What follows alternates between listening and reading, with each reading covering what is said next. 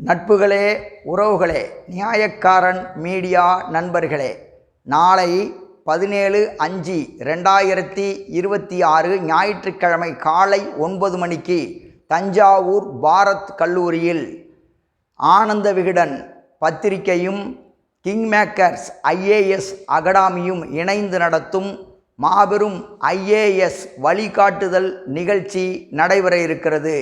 இந்த நிகழ்ச்சியின் சிறப்பு அழைப்பாளராக தஞ்சை மாவட்ட ஆட்சியர் பிரியங்கா பங்குஜம் அவர்களும், தஞ்சை மாவட்ட கண்காணிப்பாளர் திரு சுந்தரவதனம் அவர்களும் கலந்து கொள்கிறார்கள்.